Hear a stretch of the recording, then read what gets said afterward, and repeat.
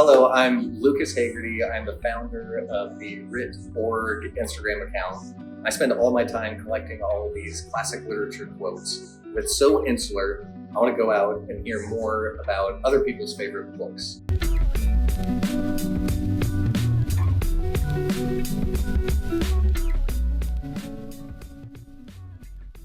So, first question, how are you doing? I'm great. How are you? Seriously, how are you doing? Terrible. I want to die. Even now in this moment? No, I'm happy. You just had some bar book time. I just read my book at the bar. It was like really dim lighting. I'm sipping on a Negroni. You're here. Or just relax. I'm fine right now. What are you reading? I am reading The Overstory by Richard Powers. Is it specific to this time and mindset? It is absolutely, and this is the fourth time I've read this book. Really? I feel like every year, maybe like once a quarter, I have to just revisit it. It's really so good. Tell us about it.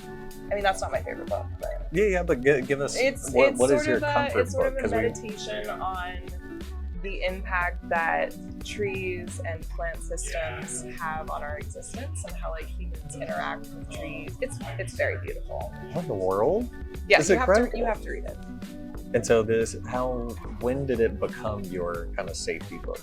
When did you first read it? I read it when I first moved to New Orleans and I knew nobody in the city. I was kind of starting over. And I just remember I was sitting in this beautiful park and I was reading this book where the central theme was trees and people and relationships. And I was crying in this park. And it's just such a core memory for me. I really like to revisit that feeling by rereading it. And you still get it every time? I still get it. I still cry every time. That's special to be able to have that capsule where you're all right, if I need to go here, I can go here. Yes. All right, so what kind of reader are you? Describe yourself as a reader. We already know you're an emotional reader. I am an all the time obsessive reader. Mm-hmm. I feel like I always have my safety is having a book with me no matter where I go. So I have a book at work, I have a book by my bed, I bring a book in my purse when I go out. I just like having a book with me. Different books? Yeah, different you books. let multiple books going at the same time? I try not to do the multiple books. I'm doing that right now. I have 4 books that I'm reading and it's not going well mentally. You've got all these books going on at the same time. Do you pick favorites? Is there a moment where you're going to give this one more attention, this one more attention? I try and keep it equal. Equal distribution. I tend to have a book for work, so it's kind of educational or it's appropriate for my work that I'm doing. Mm-hmm. I have a book that's for fun, and then I might have a self-help or kind of a personal growth book that I kind of rotate between. It's like a full balanced meal at any given time. Yes, just to stay healthy, stay fit. If I could just read for a living, that would be a dream. I can't. Right, I have to use that medical degree. So is there any genre, so think about any of those food groups. Okay. Is there anyone that you immediately resonate with? I really love sci-fi because I think world building, really intense, intricate world building is such a cool thing.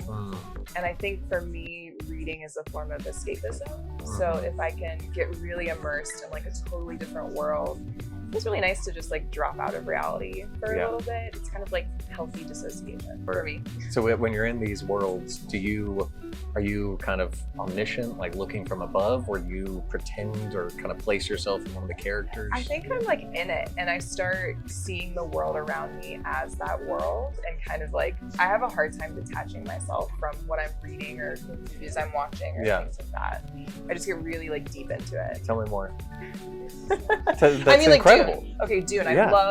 I loved the Dune world, and for a long time I was just picturing myself in this plain, this desert plain with Zendaya by my side, and it was great. I loved it. So Zendaya by your side, not Timothée Chalamet. Who needs Timothy? It's Zendaya all the way. Yeah, she's so much more badass in that movie anyway. Yeah, for sure. So you love these kind of sci-fi worlds. Mm-hmm. I want to hear about your favorite book. Is your favorite book a sci-fi? I don't know if it's sci-fi, but it's definitely kind of surrealist. Okay. My favorite book is Norwegian Wood by Haruki Murakami. that was kind of like my gateway drug into Murakami, and now I've read every single one of his books so far and every single book that was written about him. So I got really, really hooked on this, and that was like the book that I read 15 years ago that started it. So give us like high level, not a book report, but just what do you like about the book most importantly? Yeah, it's kind of like this classic coming of age story about a teenage boy in like 1960s Tokyo, and he experiences the loss of a really good friend, and that kind of sets him on this journey of self-discovery and figuring out how to relate to the world, and like his sexuality and how he relates to that too. But Murakami's really good at weaving in this kind of like magical realism where you feel like you're in this different world, but it's still grounded in reality. So you really believe like the kind of weird things that are happening. Yeah. And he does it really seamlessly and really unapologetically. And I just find myself getting so like immersed into it. Yeah.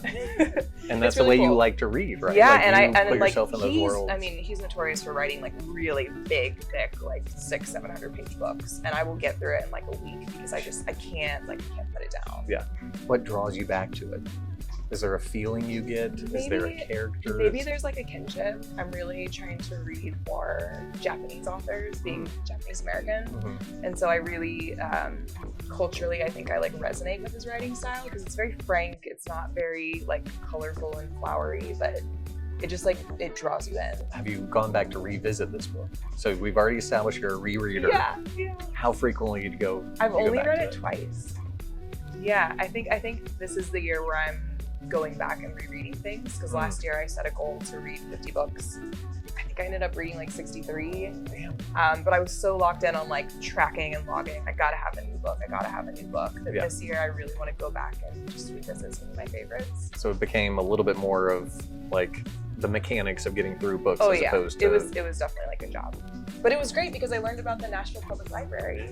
There you go. I never knew that was a thing that I could just do. And so I was like getting 2 books a week. So props to them. So let's go back to your favorite book. Okay. And thinking still about where does it come up in life? Like, will you be in any certain situation or an emotional state or meet somebody and it'll come back to the forefront of your mind? I think it's kind of my barometer for if I'm gonna jive with a person or not.